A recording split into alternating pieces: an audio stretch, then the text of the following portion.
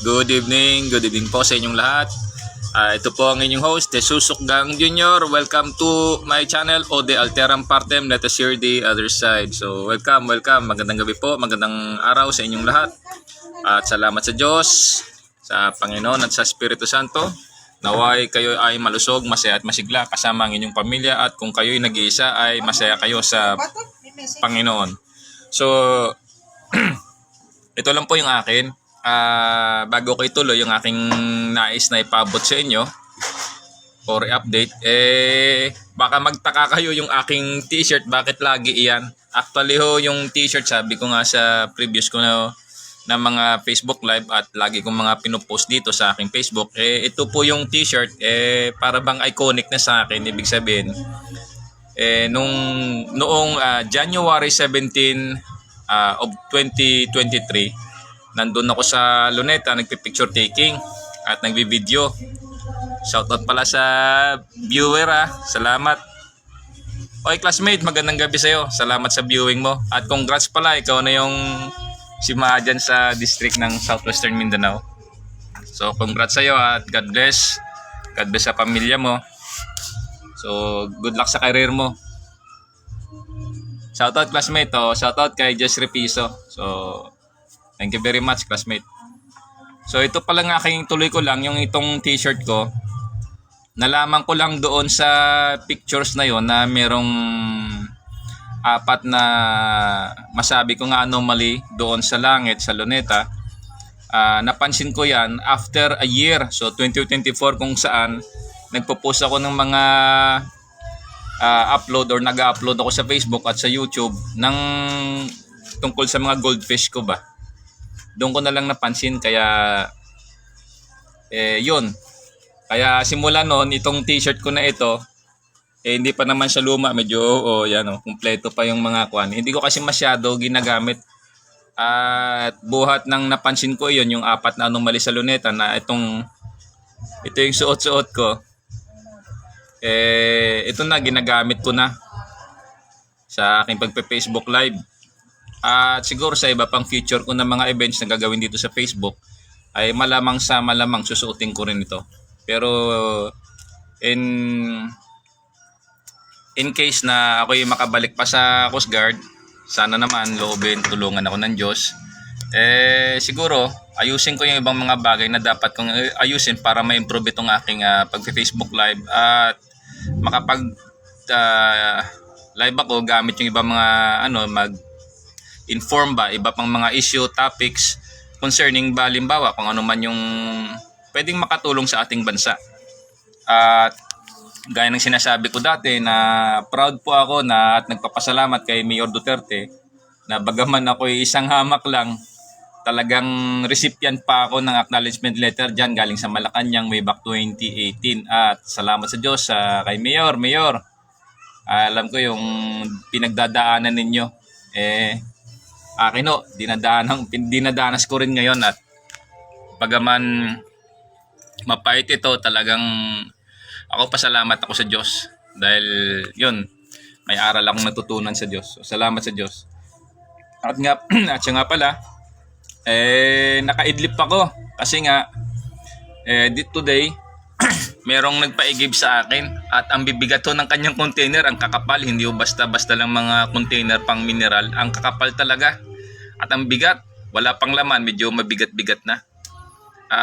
Siguro around mga 30 to 35 containers yung aking nabuhat, kaya medyo napagod ako ng kaunti at nakaidlip.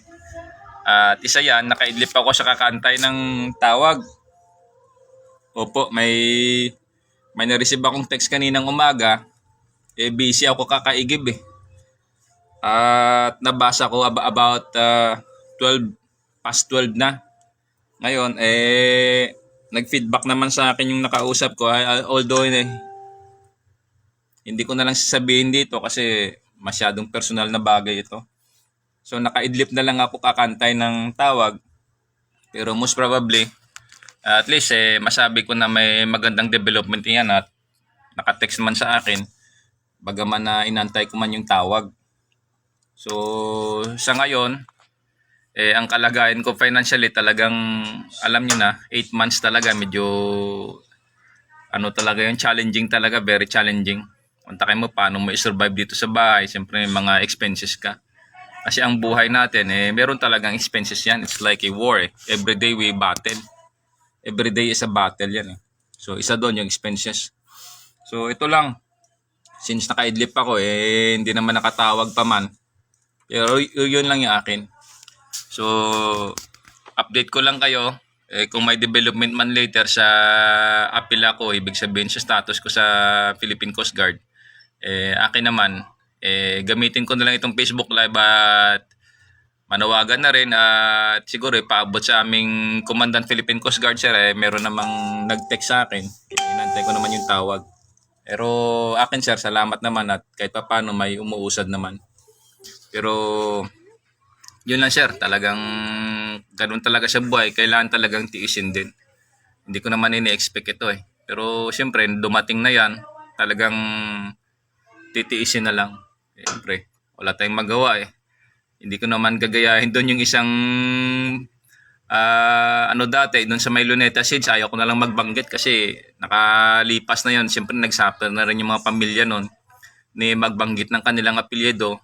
Siyempre, ayaw ko na rin kasi siyempre, kasiraan din ng pamilya nila kung sino-sino pa mga relatives nila o ano. Siyempre, nagsuffer na rin sila mula noon In short, matino pa naman isip ko, ayaw ko gumawa ng ganung bagay kasi alam ko naman, lalo na nakasulat sa Biblia na meron talagang suffering dito sa mundo. May mga hamon sa buhay at hindi basta-basta at hindi madali. Ganun talaga sa mundo. Nakasulat iyan sa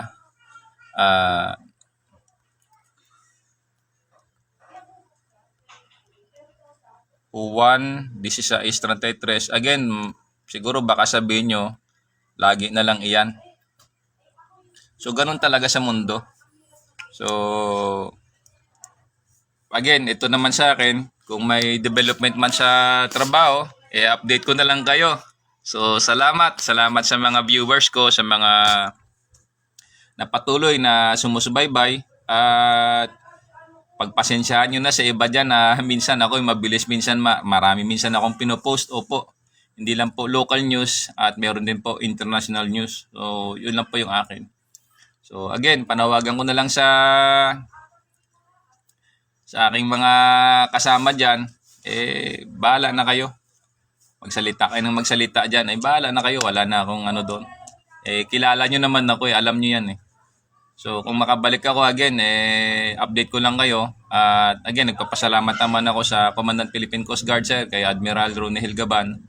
At maipaabot na rin sa kanyang opisina na yun naman sir, may nag-text naman, most probably yun na yun. So kung may update man, update ko na lang kayo. At talagang niload minsan ng cellphone ko, text lang kaya hindi ako makatawag. So yun lang talaga yun dahil talaga struggle din talaga. Pero yun lang yun. So again, salamat sa aking mga followers na patuloy na sumusubaybay. Again, kung if you have any questions, queries with regards sa anumang topic ko, anything under the sun, you post it under my comment section below.